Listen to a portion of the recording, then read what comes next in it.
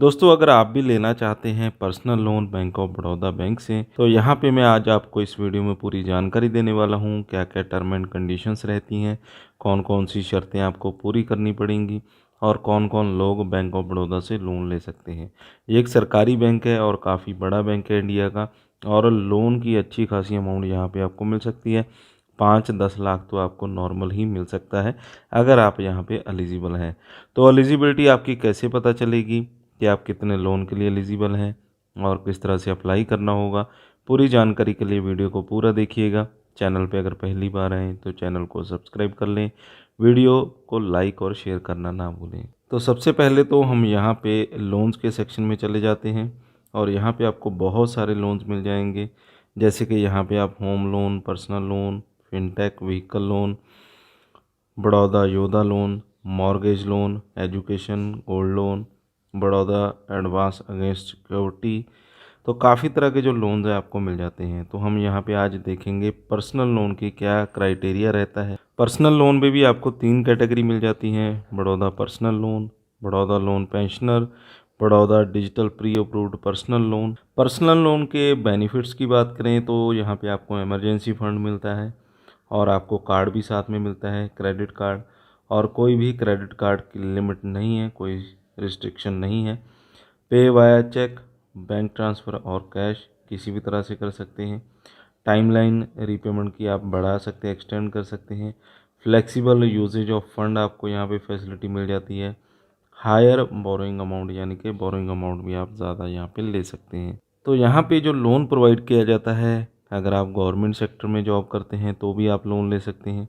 अगर आप प्राइवेट किसी कंपनी में काम करते हैं तो भी आप लोन ले सकते हैं। सेल्फ एम्प्लॉयड हैं, आपका खुद का कोई बिज़नेस है, कोई शॉप वगैरह चलाते हैं तो भी आप यहाँ पे लोन ले सकते हैं।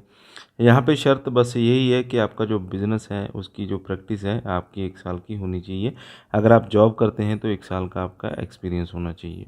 एज आपकी कम से कम 21 साल होनी चाहिए और मैक्सिमम जो एज लिमिट है 60 साल है, और नॉन सैलराइड के लिए 65 ईयर्स है, यानी कि 65 साल है। तो जो लोन है 20 लाख रुपए तक का आप मैक्सिमम ले सकते हैं अगर आपका अकाउंट बैंक के साथ है या रिलेशनशिप है। मिनिमम 1 लाख रुपए तक का लोन आप ले सकते हैं। एलिजिबिलिटी की दोस्तों बात करें कि कौन कौन लोग यहाँ पे लोन ले सकते हैं। अगर आप गवर्नमेंट एम्प्लॉई हैं, किसी संस्था में काम करते हैं, पब्लिक सर्वेंट हैं, या joint sector undertaking public limited company में काम करते हैं, या फिर किसी मल्टीनेशनल कंपनी में काम करते हैं, या किसी एजुकेशनल इंस्टीट्यूट में काम करते हैं और आपकी जो सर्विस है 1 साल से कंटिन्यू है, तो यहाँ पे आप लोन लेने के लिए एलिजिबल हो जाते हैं।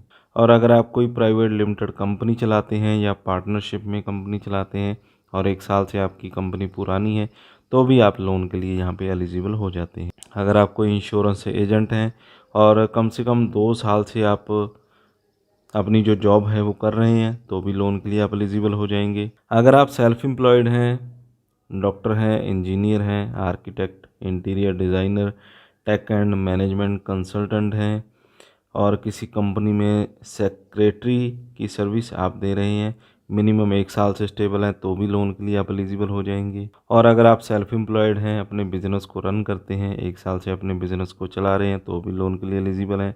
और यहाँ पे एनआरआई और पीआईओ स्टाफ मेंबर्स यहाँ पे एलिजिबल नहीं है, यानी कि अगर आप इंडिया में नहीं रहते हैं तो लोन आपको बैंक नहीं दे सकता है। उम्र की बात करें, 21 साल कम से कम आपकी एज होनी चाहिए और 60 साल आपकी मैक्सिमम एज होनी चाहिए। नॉन सैलराइड्स के लिए 65 साल एज यहाँ पे होनी चाहिए। और अगर आप कोई अपनी जो ईएमआई है उसे तोड़ते हैं तो 2% की पेनल्टी आपको यहाँ पे लगती है। ये भी यहाँ पे पहले आपका जान लेना ज़रूरी है। और यहाँ पे इन्होंने 2 कैटेगरीज डिवाइड की गई हैं। एक तो जो गवर्नमेंट एम्प्लॉयज़ हैं और इसके अलावा जो प्राइवेट सेक्टर में काम करते हैं या सेल्फ एम्प्लॉयड हैं, तो उनके लिए क्या क्राइटेरिया है। रीपेमेंट कैपेसिटी जो रहेगी 75% गवर्नमेंट एम्प्लॉयज़ के लिए, प्राइवेट के लिए 70%। रीपेमेंट का जो टाइम है गवर्नमेंट के लिए 84 मंथ्स और प्राइवेट सेक्टर के लिए 72 मंथ। इंटरेस्ट रेट और चार्जेस की बात करें तो government employees defence personnel maintaining salary account, अगर आप बैंक के साथ, बैंक ऑफ बड़ौदा के साथ मेंटेन करते हैं, तो आपको रेट ऑफ इंटरेस्ट लग सकता है 10.90% से 11.40%। और इसी तरह से गोल्ड और सिल्वर कस्टमर जो कि बैंक ऑफ बड़ौदा के साथ अपने जो अकाउंट है मेंटेन करते हैं, तो इसमें रेट ऑफ इंटरेस्ट की जो रेशो रहेगी 11.40% से 16.25%। और अगर आप प्राइवेट सेक्टर के एम्प्लॉई हैं तो यहाँ पे आपको जो रेट ऑफ इंटरेस्ट लग सकता है 14.65% से 18.25%।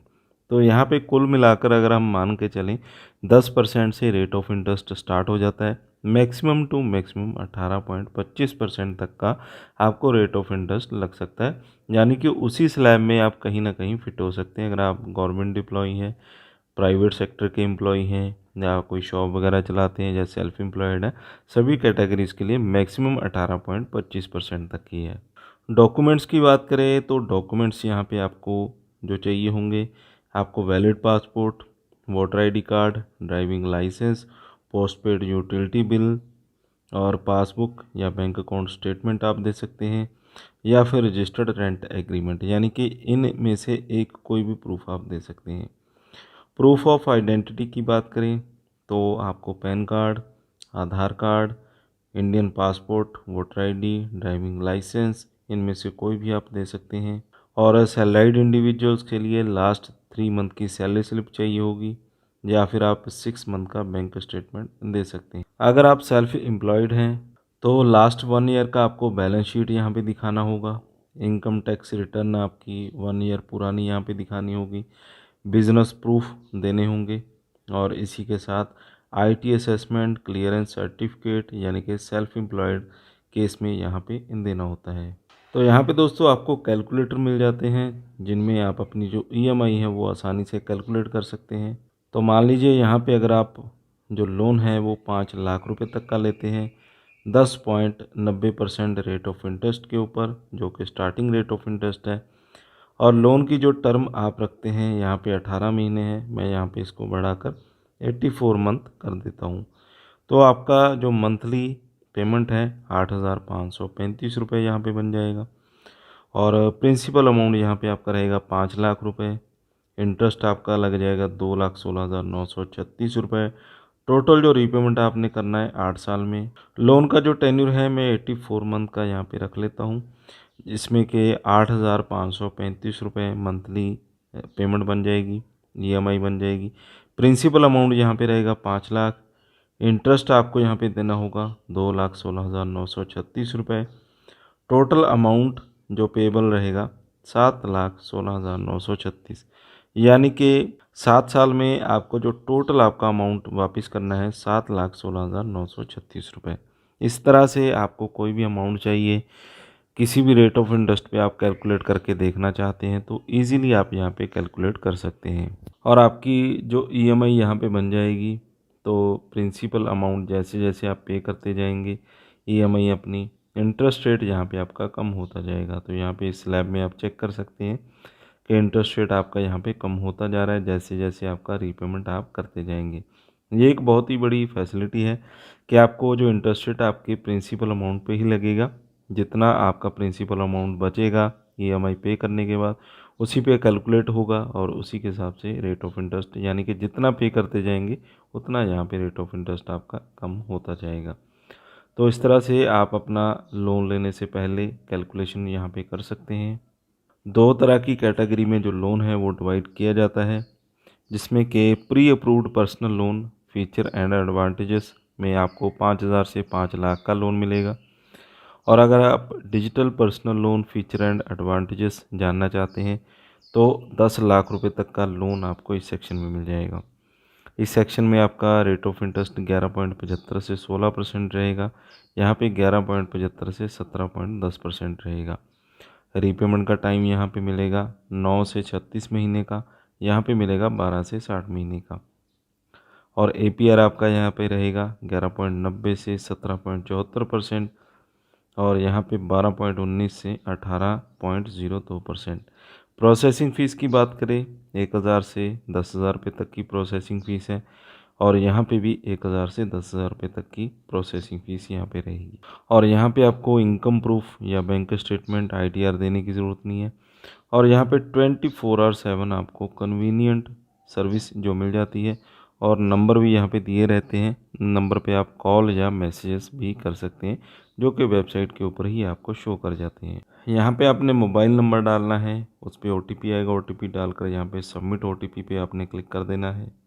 इसके बाद दोस्तों यहाँ पे आपने एक जो फॉर्म है वो फिल करना होता है, जिसका कि आपको प्रिंट निकालना होगा और किसी भी कैफ़े पे आप इसका प्रिंट निकाल सकते हैं। इस फॉर्म का लिंक मैंने वीडियो की डिस्क्रिप्शन में आपको दे दिया है, वहाँ से आपको मिल जाएगा, डाउनलोड कर सकते हैं। और इसके प्रिंट निकालने के बाद इसको भरना होगा, जैसे कि आपका नाम, आपका एड्रेस वगैरह, आपका फादर नेम, पिन, इसके बाद आपका पूरा जो बेसिक डिटेल है यहाँ पे आपने फिल करना है, जो जो भी यहाँ पे पूछा जा रहा है। तो 3-4 पेजेस का ये फॉर्म आपको यहाँ पे मिल जाएगा, इसको पूरा फिल कर देना है। और इसके बाद आपको इसको बैंक में आपके नियर बाय ब्रांच में जाकर सबमिट करना होता है। और साथ में आपको जितने भी मैंने डॉक्यूमेंट बताए हैं उन डॉक्यूमेंट को भी यहाँ पे सबमिट करना होता है। तो उसके बाद आपकी जो एप्लीकेशन है प्रोसेस में चली जाती है, वेरीफाई की जाती है और आपको ब्रांच में बता दिया जाता है कि कितना लोन आपको बैंक दे सकता है। और उसके बाद लोन आपका 24 से 48 घंटे के अंदर ही आपके बैंक अकाउंट में डाल दिया जाता है। तो इतना ही यहाँ पे प्रोसेस रहता है, इसमें आपको ब्रांच में जाने की ज़रूरत पड़ती है और जो पूरे का पूरा काम है वो ऑनलाइन तरीके से नहीं होता है। तो ब्रांच विज़िट करने के लिए ये फॉर्म आप फिल करके ले जाएंगे, साइन वगैरह करेंगे और वहाँ पे जो डॉक्यूमेंट के ऊपर और फॉर्म के ऊपर साइन वगैरह करवाए जाएंगे। और इसके बाद आपका जो लोन है वो सैंक्शन हो जाता है और 5, 10 लाख, 15 लाख जितनी भी आपकी एलिजिबिलिटी है, जितनी भी आपको ज़रूरत है, उस हिसाब से आपका जो लोन है वो सैंक्शन कर दिया जाता है।